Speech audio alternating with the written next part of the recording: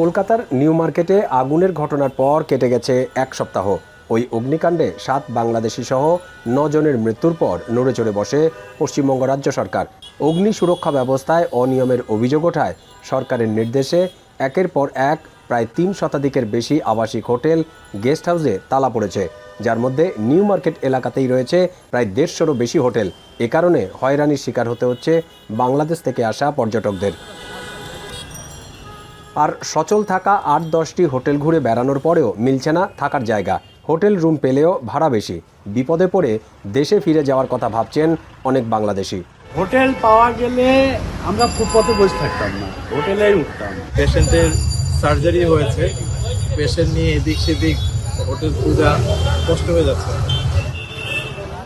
বুধবারই সকাল থেকে এমন চিত্র দেখা গেছে Marquis Street, Free School Street, Mirza Ghalib Street সহ নিউ মার্কেট চত্বরে। এক রাত কাটানোর পর সকালেই বলে দেওয়া হচ্ছে হোটেল ছাড়তে হবে। এমন অবস্থায় রোগীকে পরিবারের সাথে ফুটপাতে বসিয়ে হোটেল খুঁজছেন অন্য সদস্যরা। হোটেল পাচ্ছি না, সমস্যা না। বলছে একটা হোটেলে উঠছি, কালকে 12টা বাজে হোটেল থেকে বের করে দিয়েছে, 1000 ভাড়া 2000 রুপি নিচ্ছে। হোটেলে তো মিডিয়া তো দেখলাম যে হোটেল 200 হোটেল ছিল তালা মারা বলে। হোটেলের তো ক্রাইসিস, বাংলার অনেক বাঙালি বলল যে আমরা রাস্তায় দাঁড়াই আছি এই কারণে। গতকালকের আগের দিন আসছি, এক লোকের সাথে কন্ট্যাক্ট করছি, কত হোটেল, 700 টাকা। হোটেলে গেছি 1300 টাকা। 72 ঘন্টা ময়েশ্চার লক সমৃদ্ধ লিলি হুইপড শিয়া মিস্টিক গ্লোয়িং বডি ওয়াশ। শিয়া বাটারের গুডনেস স্কিন রিপেয়ার করে রাখে সফট ও গ্লোয়িং, ছড়িয়ে দেয় লং লাস্টিং ফ্রেগন্যান্স।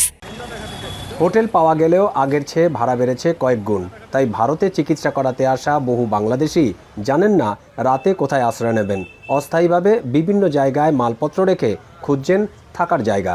আমরা আগে এসে থাকছি হলো এসি রুমে 800 টাকা করে, এখন 1500-1600। এখন আসলে তো বিড়ম্বনা, এখন আর খুঁজায় পাচ্ছি না। হয়তো খাবার খাবো আবার চেষ্টা করবো, কোথায় চেষ্টা করবো।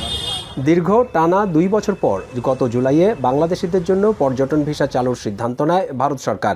এ ঘোষণার পর মিনি বাংলাদেশ খ্যাত নিউ মার্কেট এলাকায় ব্যবসা সচল হলেও এই হোটেল বন্ধের সিদ্ধান্তে ফের মন্দায় পড়েছেন হোটেল মালিকরা। পুলিশ এসে, কার্পোরেশন এসে, ফায়ার এসে গেস্টটাকে বের করে দিবে, তাহলে একটা হোটেলের রেপুটেশন তো শেষ হয়ে যাবে। সেই জন্য বসে আছি। এখন দেখেন গভর্নমেন্ট কি নির্ণয় নিচ্ছে, আমাদের অপেক্ষাতে আছে। 10 ঘন্টা 12 ঘন্টা জার্নি করে সোহাগ পরিবহন, শিবলি পরিবহন, গেলেন পেটু থেকে আসে, তারপরে ফ্যামিলি নিয়ে বাচ্চা নিয়ে কিভাবে আগে আমি ফ্রেশ হবো, এটা তো उसका फर्स्ट प्रायोरिटी होता है।